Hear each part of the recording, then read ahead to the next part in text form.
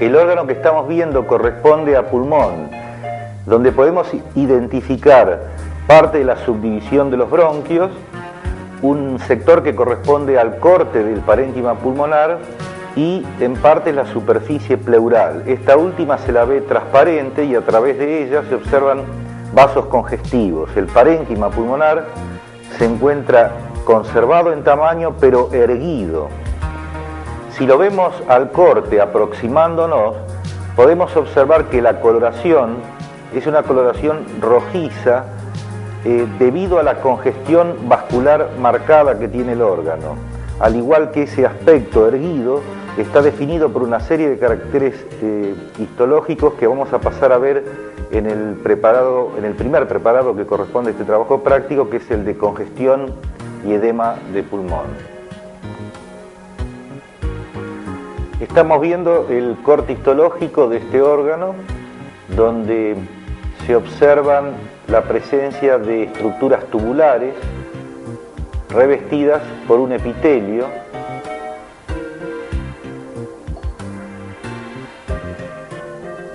la presencia de celdillas que en la parte periférica del corte histológico se las ve como tales, es decir, celdillas sin contenido.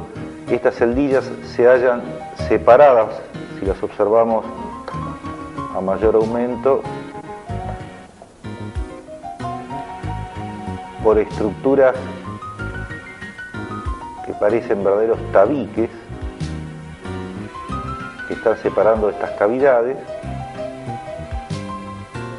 y estructuras vasculares. Estos elementos nos hacen hacer el diagnóstico de órgano de pulmón.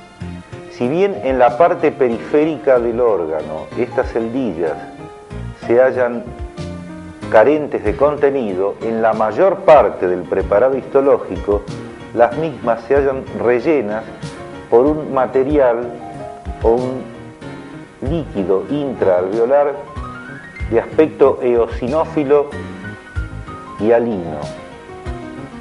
Si recorremos todo el preparado, acá estamos en la pared bronquial con las fibras musculares, vamos a ver que la mayor parte de las celdillas alveolares se haya ocupado por este material acidófilo, que a mayor aumento vamos a ver que tiene un aspecto finamente granular y de tinte o de coloración acidófila, es decir, de aspecto hialino. Los espacios, los tabiques interalveolares que están separando cada una de las celdillas se hallan engrosados, y engrosados sobre todo a expensas de una dilatación vascular con aumento del contenido de hematíes. Es decir, que estamos viendo el contenido acá alveolar, nuevamente contenido acidófilo alveolar, y otra cosa que se destaca es la presencia dentro de los alvéolos que se hallan rellenos de este material acidófilo de una serie de células de tipo macrofágico que tienen dentro de su citoplasma hemosiderina. Estas células que se encuentran dentro de los espacios alveolares se le denomina células cardíacas.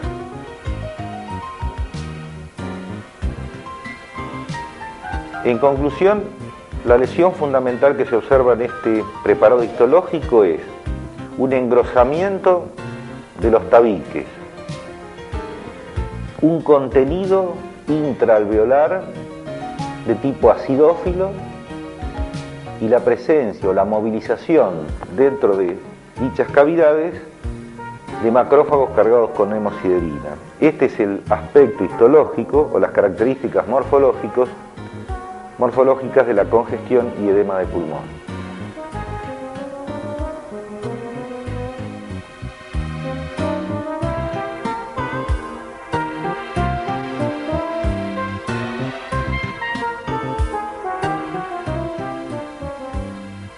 El preparado que vamos a observar a continuación corresponde a un hígado con una necrosis centrolobulillar atribuible a un shock severo.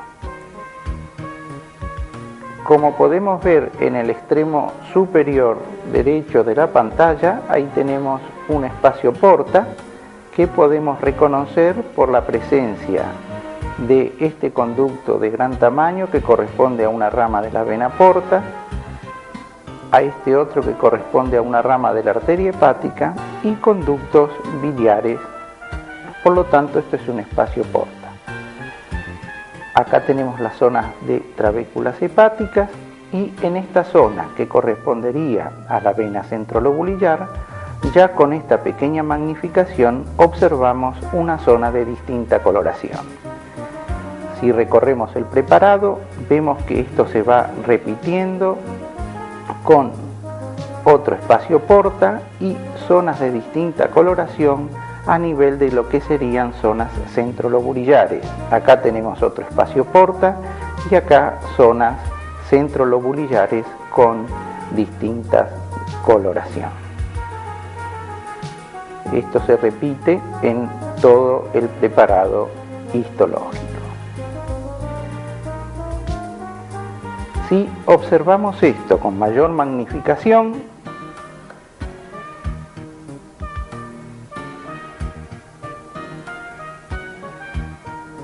acá tenemos el espacio porta con la rama de la vena porta, la rama de la arteria hepática y conductos biliares.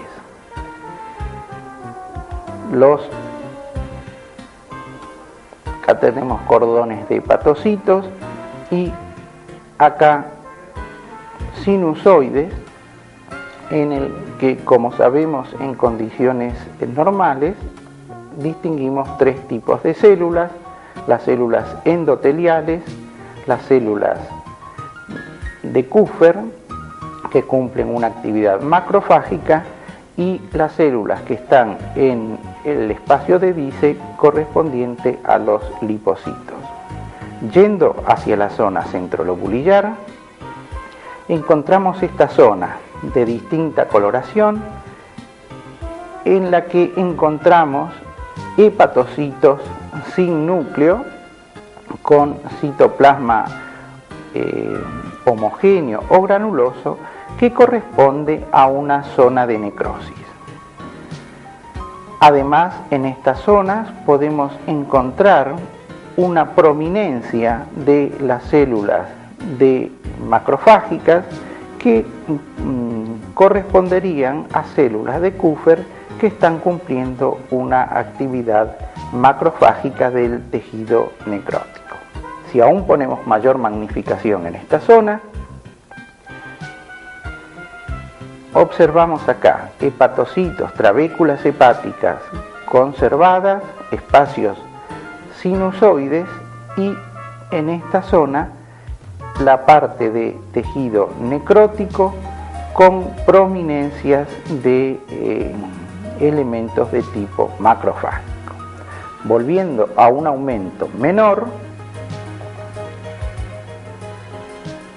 reiteramos la zona de necrosis a nivel centrolobulillar. Recorriendo el preparado, vemos que con menor aumento,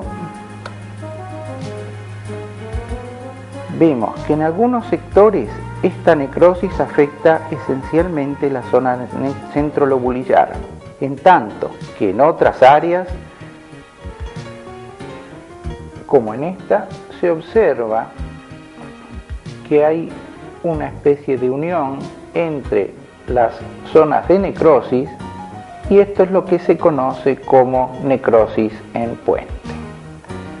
Entonces, en este preparado tenemos zonas de necrosis que afectan básicamente la zona centrolobulillar del lobulillo clásico descrito por Kiernan en el siglo pasado.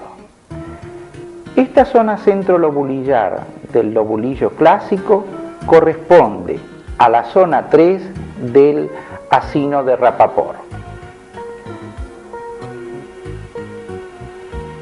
En resumen, en este preparado estamos en presencia de un hígado que muestra necrosis de la zona centrolobulillar del lobulillo clásico o de la zona 3 del acino de Rappaport. Esta necrosis es atribuible al shock severo que presentó este paciente antes de fallecer.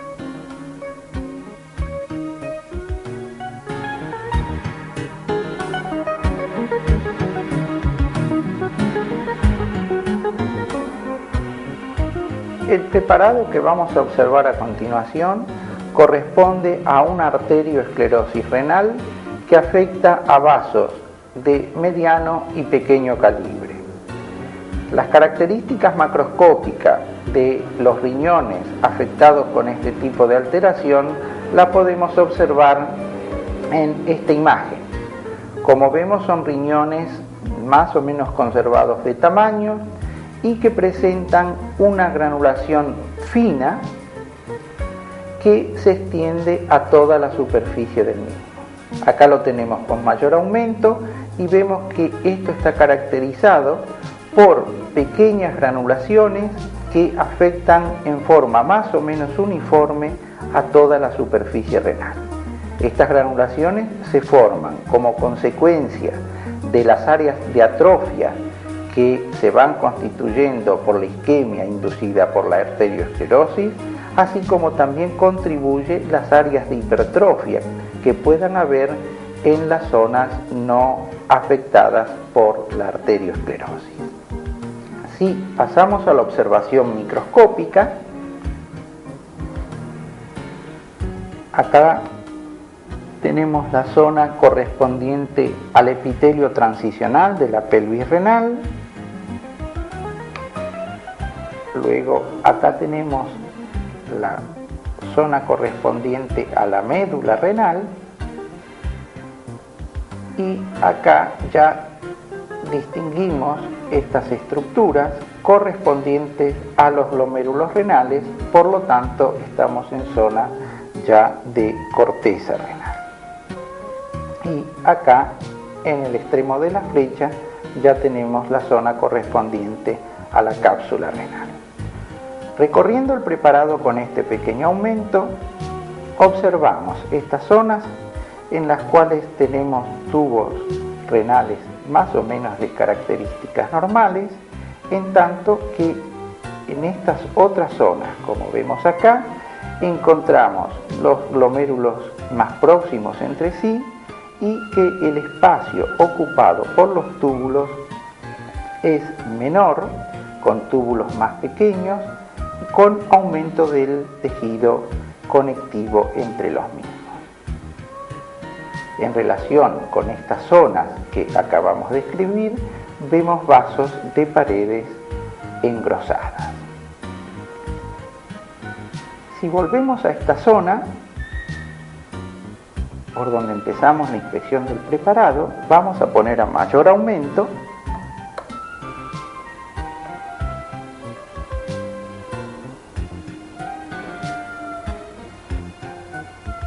Acá tenemos glomérulos de características más o menos normales, así como también túbulos de características normales o inclusive quizás algo aumentados de tamaño. Esto corresponde a tubos proximales. Ahí alcanzamos a distinguir el ribete en cepillo. Como estábamos comentando, estos túbulos presentan características normales o quizás algo hipertrofiados. Si recorremos el preparado, Por el contrario, en esta zona encontramos túbulos con aspecto atrófico, conteniendo algunos cilindros hialinos en su interior, con aumento del tejido conectivo intersticial, vale decir fibrosis. O sea que en este área tendríamos una zona de atrofia tubular. Si nos vamos hacia la parte más profunda de esta misma zona, encontramos estos vasos que presentan una esclerosis de la íntima, vale decir una lesión del tipo de la arterioesclerosis. En estos vasos de mayor tamaño encontramos una esclerosis de la íntima, así como también aumento de este tejido que corresponde a tejido elástico. Esto se puede corroborar con técnicas especiales, como vemos en la siguiente imagen. Esta es una preparación coloreada para fibras elásticas, en la cual encontramos a nivel de la íntima del vaso una fibrosis y un aumento del tejido elástico, lo que se conoce como fibroelastosis. Acá tenemos una imagen y a continuación podemos observar otra imagen también coloreada con fibras elásticas, en la cual distinguimos la fibrosis y el aumento de tejido elástico, lo que se conoce como fibroelastosis. Estos son vasos de mediano tamaño. Volviendo al preparado histológico con la coloración habitual de hematoxilina y eosina, vemos nuevamente la que vimos mejor con técnicas especiales, la fibroelastosis de este vaso. Si lo observamos con menor aumento, vemos que este vaso corresponde a un vaso de mediano calibre del tipo de las arciformes. Si pasamos a los vasos de menor calibre, como en este caso una arteria interlobulillar, vemos que la misma está esclerosada y en esta rama vemos que la pared ha tomado un aspecto homogéneo hialino, lo que se conoce como hialinosis. La hialinosis la vamos a observar mejor en la siguiente imagen, en la cual encontramos una arteriola aferente al glomérulo con una lesión de hialinosis. Volviendo al preparado, si lo observamos con menor aumento, en resumen, lo que tenemos que observar en este preparado son las zonas de atrofia que están caracterizadas por atrofia tubular con desaparición de las características normales, por ejemplo, de los túbulos proximales, y aumento del tejido conectivo intersticial. Estas áreas de atrofia se han originado como consecuencia de la isquemia producida por la arterioesclerosis. A estas áreas de atrofia se las conoce también como áreas infartoideas. Contiguas a las mismas encontramos otras áreas en las cuales los túbulos proximales están presentes e inclusive pueden estar algo hipertrofiados, y estas áreas se forman como consecuencia de que en ellas la irrigación no está perturbada y tratan de compensar a las zonas que han ido a la atrofia. En relación con las zonas atróficas, habremos de estudiar las alteraciones vasculares consistentes, entre otras, en la fibroelastosis que describimos en los vasos de mayor tamaño y en la hialinosis que describimos en los de menor tamaño.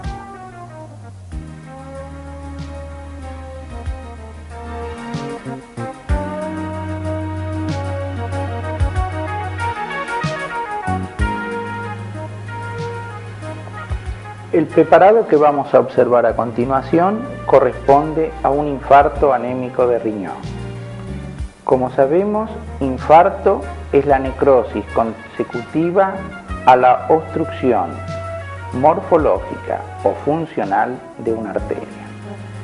En este preparado observamos en el extremo derecho una zona blanquecina que hace prosidencia con respecto al parénquima vecino, que corresponde a un área de necrosis. Por el hecho de ser blanquecina, correspondería a una necrosis isquémica. Además vemos que esta zona de necrosis presenta límites netos con respecto al parénquima que la rodea, que es una de las características de los procesos de tipo del infarto. Además, en la zona vecina entre el tejido necrótico y el resto del parénquima no necrótica, observamos una zona de congestión que nos está denotando la reacción del parénquima vivo con respecto al tejido necrótico. En la siguiente imagen observamos la superficie de sección del infarto que vimos en la imagen anterior y vemos nuevamente esta zona blanquecina, necrótica, de tipo isquémica, de límites netos con respecto al parénquima que la rodea. También podemos observar la zona congestiva y la forma de aspecto rectangular que presenta en la superficie de sección esta zona necrótica. La forma que presentarán los infartos variarán de acuerdo al tamaño de la arteria afectada. En la siguiente imagen observamos la proyección del preparado que tenemos para estudio microscópico, en la cual observamos una zona central que corresponde al área necrótica y rodeada por parénquima no necrótico, y nuevamente podemos observar la figura más o menos geométrica que tiene esta zona de necrosis con un vértice hacia la zona medular y también los límites más o menos netos con respecto al parénquima no necrótico vecino. Acá tendríamos en la zona central el área necrótica, en la zona periférica el parénquima no necrótico y en la unión o en el límite entre la zona no necrótica y la zona necrótica lo que se conoce como zona marginal, que es también parte del infarto. Si pasamos a la observación con el microscopio, encontramos, acá estamos en la parte de corteza renal no necrótica y vemos estas estructuras que corresponden a los glomérulos de Malpighi y túbulos renales cortados en distinto sentido. Esto corresponde a zona no necrótica. Si recorremos el preparado, vamos viendo cómo las características cambian en forma brusca hasta que nos encontramos en esta zona en la cual tenemos acá la cápsula renal y por debajo de la misma una parte de parénquima más o menos conservado, y en esta otra zona parénquima renal en el cual quedan como dibujadas las estructuras. Ahí tenemos glomérulos, acá tenemos túbulos que vamos a observar con mayor aumento.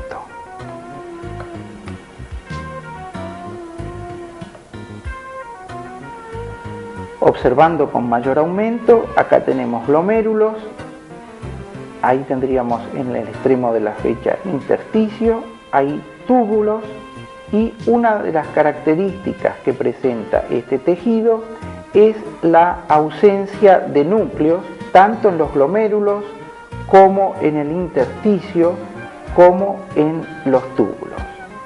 Si recorremos un poco el preparado, vemos que estas características se repiten: ausencia de núcleos que involucran también a este vaso. Entonces, tenemos cariólisis que afecta a túbulos intersticios y vasos, y sabemos que la cariólisis es un índice de necrosis celular. Además vemos la intensa coloración que han tomado con la eosina los túbulos, vale decir que hay una eosinofilia citoplasmática, que es otra de las características de tejido necrótico. Por lo tanto, podemos decir que hay una necrosis que, reiteramos, afecta a glomérulos, túbulos, intersticios y vasos. Vale decir que hay una necrosis de todos los elementos de la corteza renal. Estamos en presencia de un área de necrosis cortical. Pero como ya vimos en la observación panorámica del preparado, este área de necrosis cortical afecta a una región circunscrita del parénquima renal y por lo tanto podemos atribuir esta necrosis a la obstrucción estructural o funcional de un vaso renal. Por lo tanto, estamos en presencia de un infarto. Como acá no hay elementos sanguíneos, esto es un infarto anémico de riñón. Hay algunas zonas en las cuales ha quedado respetado el parénquima renal o algo del parénquima renal, como es esta zona que está acá por debajo de la cápsula, y esto es atribuible a la presencia de los vasos perforantes capsulares. Si nos vamos hacia la zona lindante hacia el parénquima no necrótico, vemos cómo todavía quedan acá algunos restos de tubos del tipo de los túbulos colectores o distales que sufren menos la anoxia que los tubos proximales, y en esta zona marginal se pueden ver algunos de ellos todavía sobrevivientes. Además, también en esta zona marginal es factible observar glomérulos con hemorragia. Si pasamos a menor aumento, vemos que estamos en la zona marginal entre el parénquima no necrótico y el parénquima necrótico. Esto también es parte del infarto.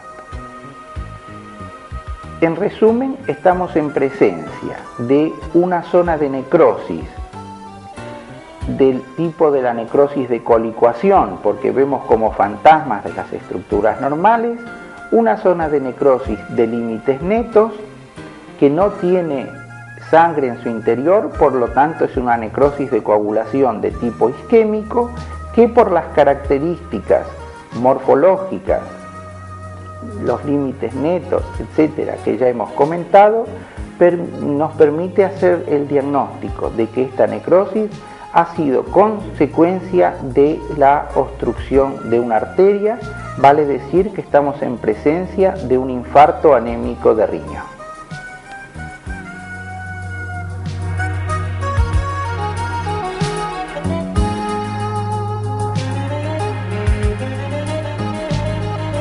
El preparado que vamos a ver ahora también corresponde a una injuria celular de tipo irreversible o letal, en este caso una necrosis hemorrágica pulmonar consecutiva a un infarto.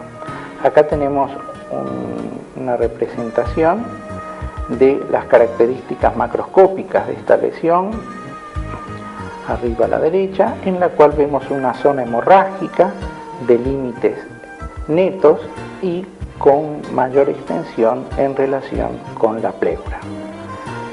A nivel histológico, nos encontramos con una zona de parénquima pulmonar necrótico en la cual distinguimos estos conductos con fibras musculares rodeándolos, células descamadas en la luz y un revestimiento de tipo cilíndrico que los bordea, rodeado de vasos de gran calibre. Esto corresponde a un bronquio.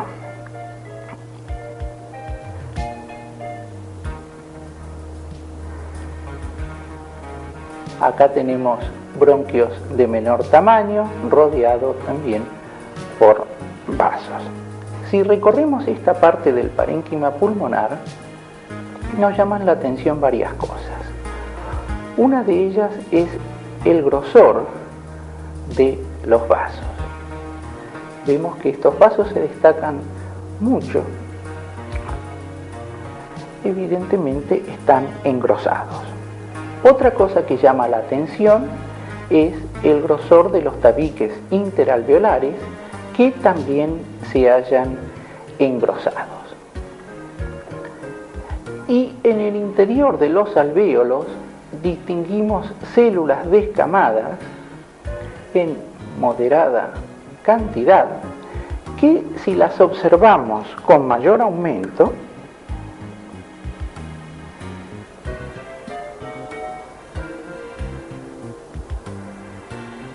vamos a ver que contienen en su interior un pigmento amarillo dorado. Este pigmento uno puede presumir, por las características morfológicas, su tamaño, su localización en células macrofágicas que ocupan la luz alveolar, su color amarillo dorado, puede presumir que se trata de pigmento férrico o hemosiderina. Eso puede ser confirmado por distintas técnicas. Una de ellas es colorear las preparaciones con una solución diluida de ácido clorhídrico que favorece la liberación del pigmento, y ferrocianuro de potasio, que en presencia de pigmento férrico forma ferrocianuro férrico o azul de Prusia, que como su nombre le indica, toma un color azul indicativo de la presencia de pigmento férrico. Entonces, en esta zona, si volvemos a menor aumento, en esta zona de pulmón no necrótica tenemos engrosamiento de tabiques alveolares, engrosamiento de vasos y la presencia de células macrofágicas en el interior de los alvéolos con pigmento férrico en el interior de las mismas o hemosiderina. Estas células se las conoce como células cardíacas porque son indicativas de una insuficiencia cardíaca izquierda. Entonces podemos decir que este pulmón en esta zona tiene una congestión pasiva crónica pulmonar. En esta zona tenemos la pleura, que contiene este otro pigmento que debemos diferenciar del anterior, pero este pigmento se caracteriza por ser negro y por estar localizado en linfáticos pleurales o linfáticos perivasculares o peribronquiales y corresponde a carbón o pigmento antracótico. Si recorremos el preparado con menor aumento, tenemos acá la zona de congestión pasiva crónica pulmonar y luego entramos en esta zona en la cual tenemos alvéolos, vasos y los alvéolos ocupados. Si ponemos acá mayor aumento,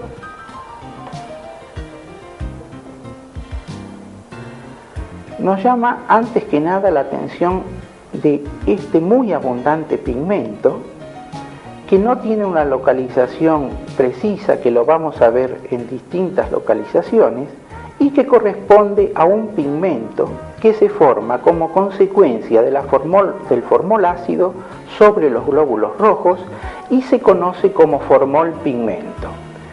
Si uno así lo desea, este pigmento puede ser sacado de los preparados por distintos métodos.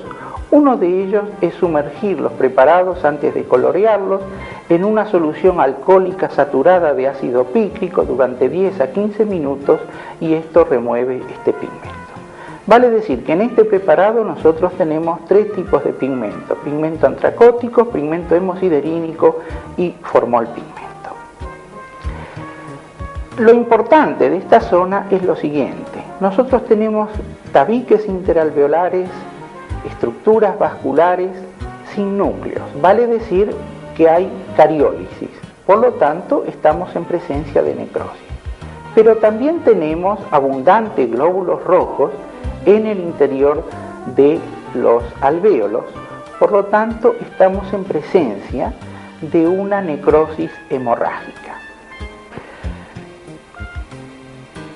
Como el límite con respecto a la zona de parénquima pulmonar no necrótico es neto, y además, como podemos llegar a visualizar, como lo vamos a buscar ahora con menor aumento,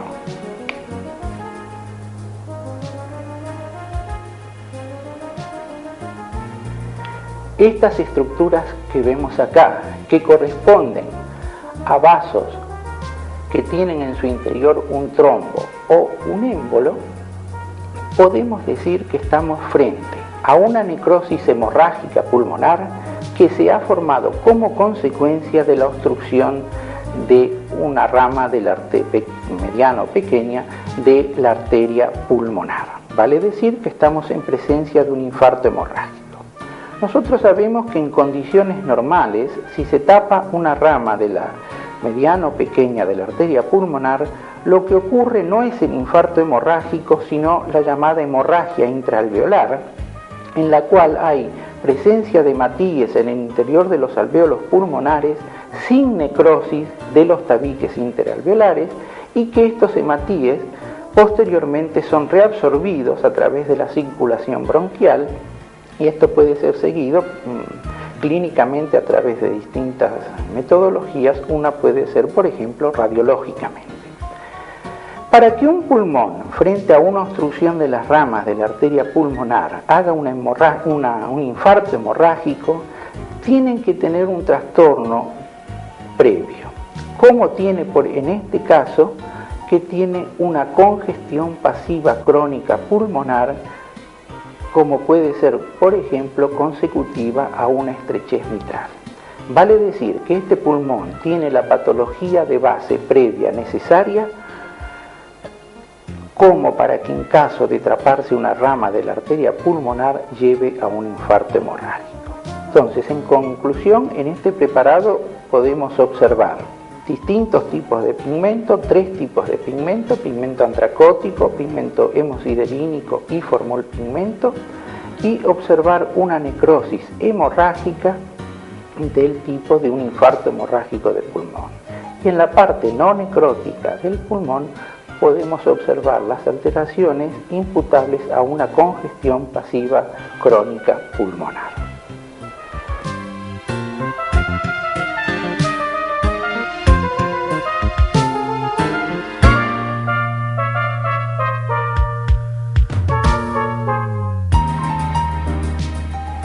Los preparados que vamos a ver ahora corresponden a infarto de miocardio en distintos periodos evolutivos. En este caso vemos macroscópicamente cortes de corazón donde se define la parte anterior, posterior, derecha e izquierda de cada uno de los cortes, y como podemos apreciar, en el que se observa en la parte superior derecha, se reconoce en el área correspondiente al tabique interventricular un sector en su parte media con un cambio de la coloración, con sectores amarillentos, limitado del resto del miocardio, y que corresponde al aspecto macroscópico de un área de necrosis, en este caso ubicado en el tabique interventricular. La extensión de este infarto, como se puede observar, está ocupando todo el tabique, es decir, que compromete desde el endocardio del ventrículo derecho hasta el endocardio del ventrículo izquierdo, es decir, que compromete todo el espesor del ventrículo. En general, en todos los infartos de miocardio es importante definir la ubicación de los mismos, si están relacionados con el endocardio, es decir, son subendocárdicos, o si comprometen el espesor de toda la pared. De ubicarse en la parte anterior sería un infarto anterior, y en la cara posterior de tipo posterior. Son muy comunes los que corresponden o los que se ubican en la parte posterior y lateral, dando entonces el típico infarto posterolateral. Si el infarto está ocupando todo el espesor de la pared, hablamos de un infarto transmural, es decir, que todo, desde el endocardio hasta el pericardio, está comprometido por la lesión. Vamos a pasar entonces al análisis del primer preparado histológico. Acá lo estamos viendo con una técnica especial, que es un tricrómico de Masson, con la cual podemos reconocer de la parte derecha tejido adiposo con vasos sanguíneos que corresponde al sector de pericardio. Adyacente al mismo, hacia la izquierda, comenzamos a ver la presencia de fibras entrelazadas entre sí con áreas de distinta coloración. Eso corresponde a la pared miocárdica. En la parte más izquierda y arriba, en la parte superior a izquierda, se ve una cavidad, que es la cavidad del ventrículo, limitada por lo que corresponde al endocardio. Esa cavidad no está libre, la vemos ocupada por un material fuertemente acidófilo, que ya lo vamos a describir y reconocer microscópicamente, y que corresponde en este caso a un trombo adherido al endocardio. Por lo tanto, entonces resumimos: preparado histológico, vista panorámica, con tres sectores definidos: el pericardio con su tejido adiposo a la derecha, toda la parte correspondiente al miocardio en la parte central, y el endocardio con el trombo adherido en la parte de la izquierda, sobre todo en la parte superior e izquierda del preparado. Histológicamente estamos viendo cómo hay una marcada eosinofilia en el sector correspondiente al miocardio. En partes se haya reemplazado por un tejido que corresponde a tejido de granulación. Es decir, que hay dos sectores bien definidos, uno que es una mayor eosinofilia o acidofilia de los elementos fibrilares del miocardio y la presencia de un tejido de granulación. Observado esto con mayor aumento, vamos a ver que las zonas de mayor acidofilia corresponden a fibras miocárdicas necróticas, es decir, que hay necrosis. Acá vemos la condensación y la alteración de estas fibras miocárdicas, y en partes entonces este tejido de granulación, donde se observan elementos vasculares y la presencia de fibroblastos y células mononucleares.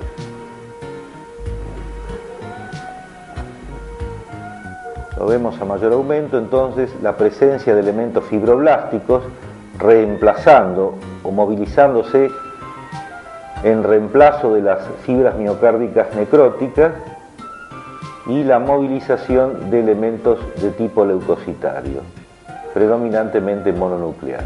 Es decir, que existe necrosis, y esa necrosis en parte reemplazada por un tejido de granulación. Esto nos está marcando una evolutividad de este infarto de miocardio, y dado el conocimiento que tenemos de que el tejido de granulación comienza generalmente a partir de la segunda semana y en la tercera, podemos establecer que este infarto de miocardio está evolutivamente en una tercera semana. Aparte de la lesión miocárdica, si nosotros volvemos a ver ahora esto en panorámico, vamos a referirnos a qué es lo que está ocurriendo a nivel del pericardio y el endocardio. A nivel del pericardio, vemos que el mismo no está indemne, sino que se haya comprometido por un proceso inflamatorio. Es decir, que el pericardio nos muestra una pericarditis, infiltrados leucocitarios, congestión vascular, una pericarditis que se denomina pericarditis epistenocárdica. Con respecto a la parte del endocardio,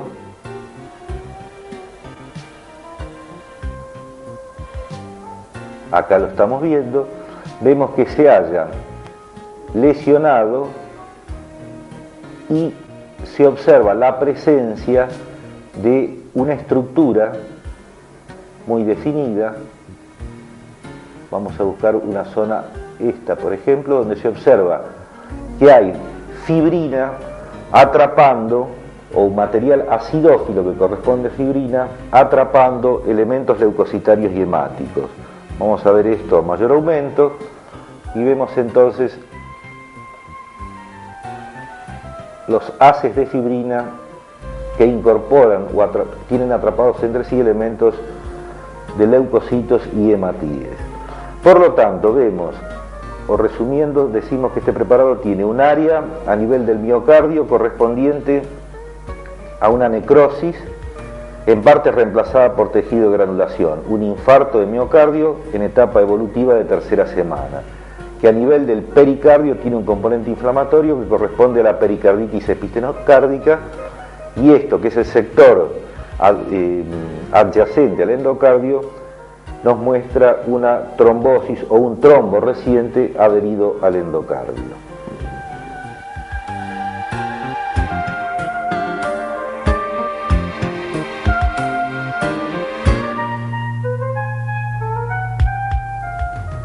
Estamos viendo ahora el aspecto macroscópico de un infarto de miocardio cicatrizado. Como vemos, el color de esta lesión es un color blanquecino y lo que se puede destacar más acá es el adelgazamiento de esta parte de la pared miocárdica correspondiente al ventrículo izquierdo y remarcar entonces el tipo de color de esta lesión.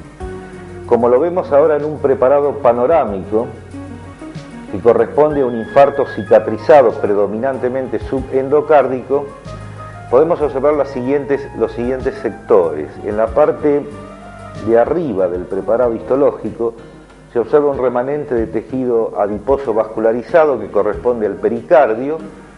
A partir del mismo vemos el miocardio, que tiene áreas o islotes de fibrosis cicatrizales correspondientes a cicatriz de este infarto que es transmural, pero por sobre todas las cosas subendocárdico, y luego vienen placas de fibrosis en íntima relación con el endocardio.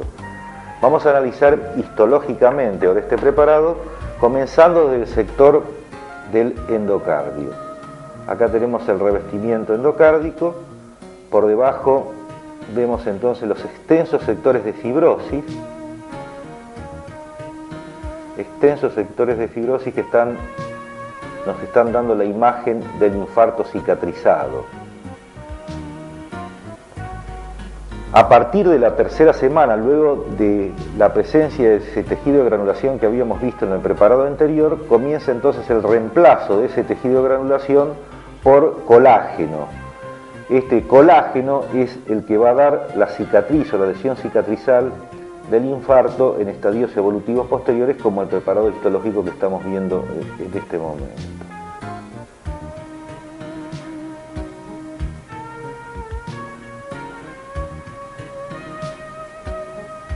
Estamos viendo parte de las fibras miocárdicas remanentes y estas zonas entonces cicatrizales constituidos por tejido colágeno. Vemos que la lesión en este preparado histológico es preponderantemente subendocárdica. Esto, si lo observamos a mayor aumento, nos permite diferenciar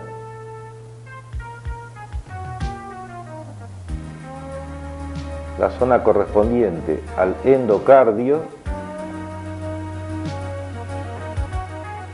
y la fibrosis cicatrizal de este infarto. En conclusión, el preparado histológico que hemos visto corresponde a un infarto de miocardio cicatrizado.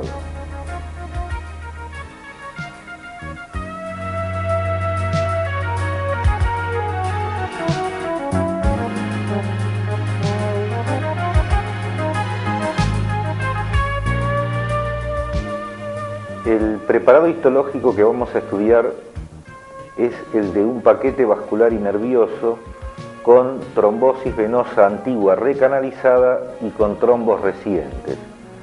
Como observamos en su vista panorámica, en la vista panorámica del preparado histológico teñido con tricrómico de Masson, se puede reconocer en la parte superior la arteria con una pared cuyas características microscópicas luego vamos a evaluar. Por debajo de la arteria se observa la vena, cuya luz fundamentalmente se halla ocluida. Se halla ocluida por una sustancia que se tiñe de azul, colágena, que está separando en tabiques la luz de esta vena.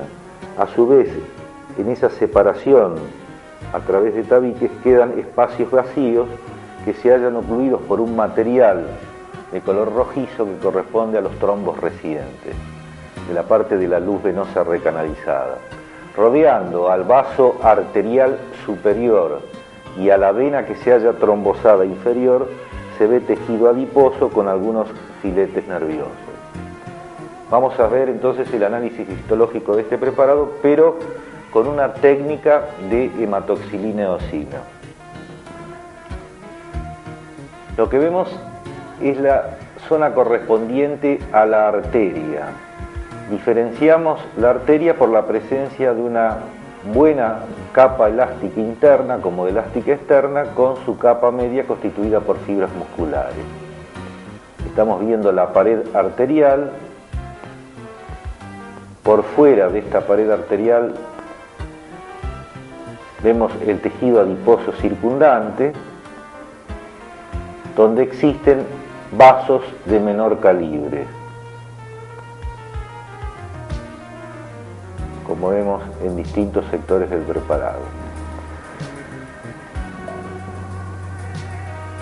Seguimos viendo la pared arterial, la cual no tiene lesión, y nos acercamos entonces al sector correspondiente a la vena.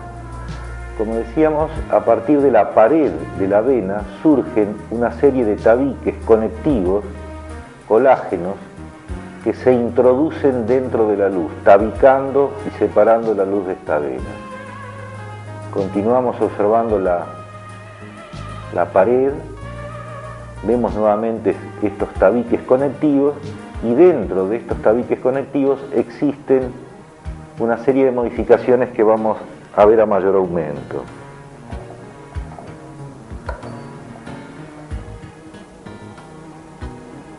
Hay pigmento, fibrosis. Esto corresponde a uno de los tabiques que se están observando dentro de la pared venosa, y dentro de los espacios vacíos existe fibrina atrapando elementos hemáticos leucocitarios. Este es el sector correspondiente a los trombos recientes en la parte de recanalizada de la trombosis antigua. Volvemos al aumento panorámico para reconocer entonces la diferencia entre los dos sectores, la presencia de estos tabiques colágenos conectivos que se introducen dentro de la luz de la vena, y la presencia de los trombos recientes.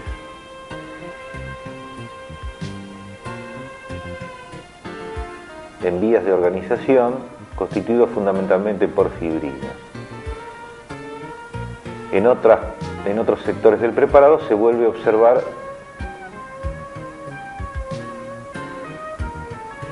el tabicamiento. Acá vemos parte de ese tabique con el tejido de granulación y la zona correspondiente a la trombosis reciente. Acá volvemos a ver tabiques colágenos originados a partir de la pared venosa que se introducen hacia la luz del vaso. En conclusión, el preparado histológico que observamos corresponde a un paquete vascular donde se reconoce una arteria y una vena. La vena es la que se halla lesionada por una trombosis antigua, parcialmente recanalizada, con la presencia de agregados de trombos recientes.